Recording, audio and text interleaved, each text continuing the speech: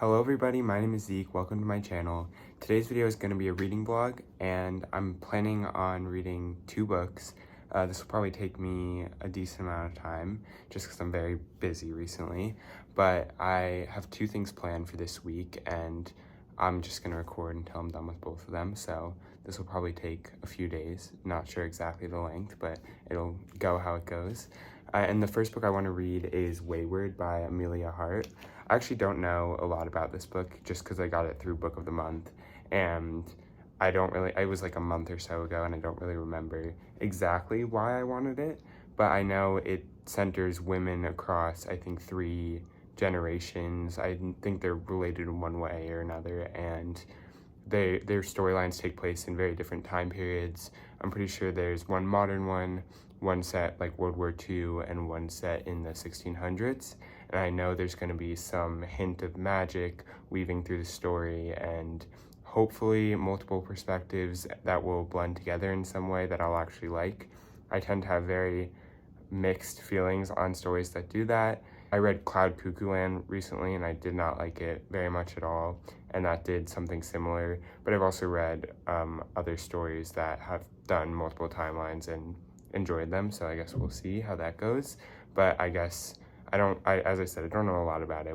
I don't have like huge expectations for it. I know it's a debut, but hopefully it'll be good. The premise sounds interesting, and I hope it'll just be something that I can get absorbed into, and it'll be different from what I've been reading recently, because I've not been reading a lot of fantasy. The second thing I want to read is Small Things Like These by Claire Keegan, just because it's a little shorter, and I want to read something a little shorter that's on my TBR, because my goal right now is I have so many books in my TBR, and I really want to get through some of them instead of going to the bookstore and seeing what catches my eye.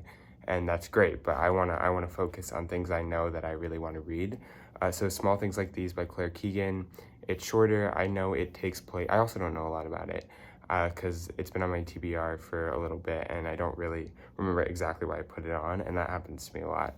But I know it follows this man in this small town.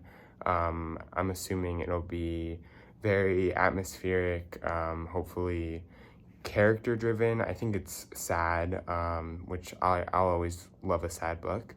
So that'll be what I read after Wayward, or if I get kind of bored of Wayward, maybe I'll switch in and out in between and start reading that while I'm still in the middle of Wayward. But we'll see. I'm going to start with Wayward, and I'll update once I'm have something to say about it. Okay, I just finished part 1 of the book, and I think I'm about like a third of the way through, and so I can give a little more information on what it's actually about. So basically we follow these 3 perspectives. They're all basically different women in this family, but obviously distantly related because it takes place over such a long period of time. But the 3 perspectives we follow, one is a woman who's on trial for being a witch in the 1600s, and she's probably the most distant from the other 2. The other 2 feel a little more related, and the other 2 are, we have a girl in the 1940s who's kind of living at her family estate, and she feels very trapped. She feels kind of jealous of her brother because he gets to do all the stuff that boys and men get to do that she wants to do, but she can't. And she's kind of discovering things about her family. And then finally we follow a woman in, I think, 2008 or 2009, and she has run away from an abusive relationship to a cottage in the wood that belonged to the second perspective that I mentioned. So it's all kind of coming together. Enjoying it enough. I mean, it's not like blowing my mind, but that doesn't have to blow my mind. I'm definitely more interested in the oldest perspective, so the witch trial, and also the newest perspective, the woman running away from an abusive relationship. And I think I'm supposed to be the most invested in the 1940s one, just because it feels like it's really the one that's drawing the most together in a lot of ways. It feels like a middle point, and she is trying to discover things about her family. But we also get some of that in the most modern perspective. I'm just finding that one a little less interesting, but it doesn't really matter because something I am enjoying about this book is the chapters are so short. They're only about like a few pages each, and we're just flipping between the perspectives. So if I'm getting bored of one of them, I'm immediately just gonna be in another one really soon. So it's not too big of a deal. And I'm reading it pretty quickly, just it's very readable. The writing, it's not like amazing, but it's inoffensive. And I'm engaged enough. I want to know more about this family. And the characters I don't think are anything special, but I'm enjoying it enough so far, enough to want to keep reading it, definitely. And so I'm probably not going to update till the end of the book, just because I don't feel like I'm going to have a lot to say. But if something does happen, I'll update. Otherwise, I'll see you when I finish. Okay, I just finished the book and I enjoyed it a lot. I'm gonna give it 3.5 stars. As I kept reading, I actually shifted a lot with what I was enjoying more, what I was enjoying less. But I did generally enjoy each perspective more and more as the story went on. It's just by the end, I'd say my least favorite was the 1600s one, and I grew to like the 1940s one a lot more. And at its core, this is really a story. It's magical realism, first of all. It's not really full fantasy, and it's really a story that each perspective, they mirror each other in really interesting ways.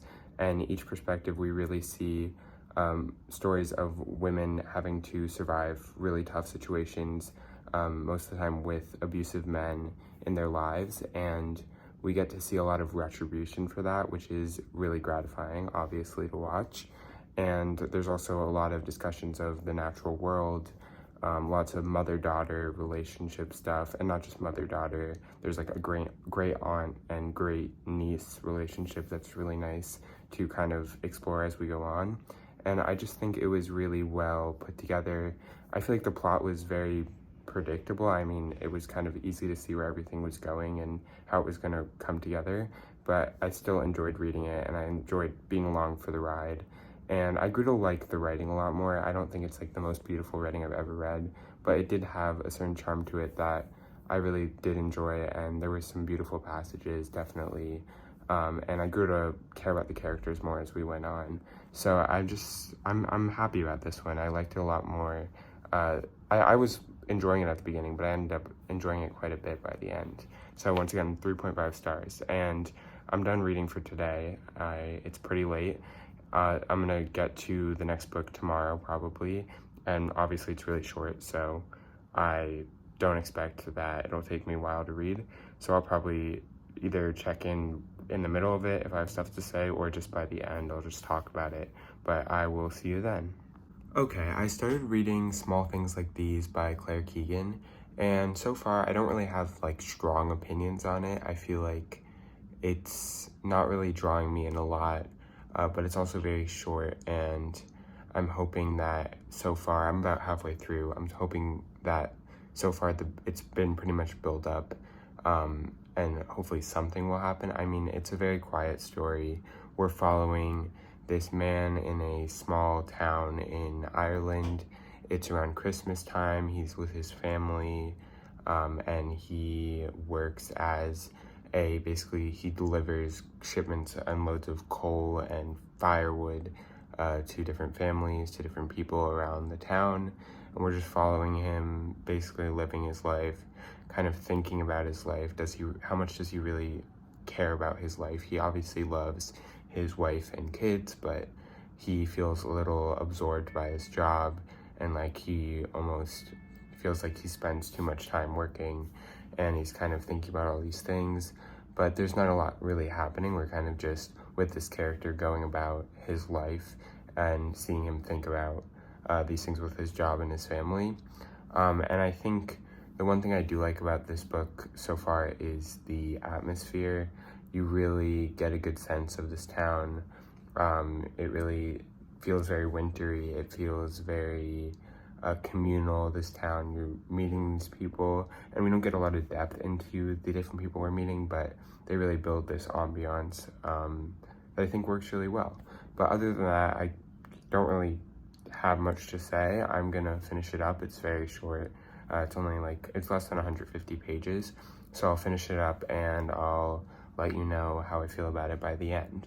But I'm feeling like 3 stars. It's really just not doing much for me. I'm not really connecting to it, but the writing's nice and it's short and it's easy to read. So we'll see how it goes from here. Okay, I finished the book and nothing really changed for me. I feel like I still didn't really connect with it that much, which is a shame because I think a lot of people love this book and the writing and the atmosphere really is beautiful and the message is beautiful. It really became a story about kindness and doing good for other people, and it really related that to this protagonist's life in an interesting way that I should have seen coming, but I did not. And I think it was just really sweet and short and just nice, but I wish I had felt more connected to it than I actually did, because I know what I was supposed to be feeling. I know that it was like, I know art is subjective obviously, but I know like objectively like this was well written and I should have liked it more than I did, and I really wish I did. But it was just okay. It was fine. I did really like the message. I did really like the writing, but once again, it just, for some reason, it just did not connect with me a lot. But that's okay. I'm giving it a 3-star, and I don't know. I don't really have a reason. I don't know why it didn't connect with me, and I feel like a lot of people get a lot out of this book, and I would definitely 100% still recommend it. And I didn't like hate it or anything. I still enjoyed it, and I think a lot of people still like it, so I'm still gonna recommend it. But overall, just a little disappointing for me because I was expecting so much, and I don't know. I'm not sure what I got, but I'll check in tomorrow just to close out this whole vlog and talk about everything, and so I'll see you then. Okay, that's gonna do it for the vlog. Obviously not my most successful one, but I'm not overly disappointed in any of the books. I still got some enjoyment out of both of them, and we'll see if the next one goes any better.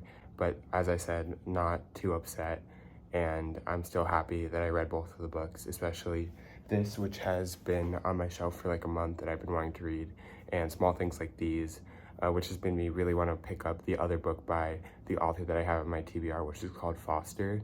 And so I'll be picking that up probably sometime this year, hopefully, and hopefully I'll enjoy that one a little more. If you enjoyed this video, feel free to like, comment, or subscribe if you want. I try to post videos once a week. Sometimes it's more, sometimes it's less, and I'll see you in the next one.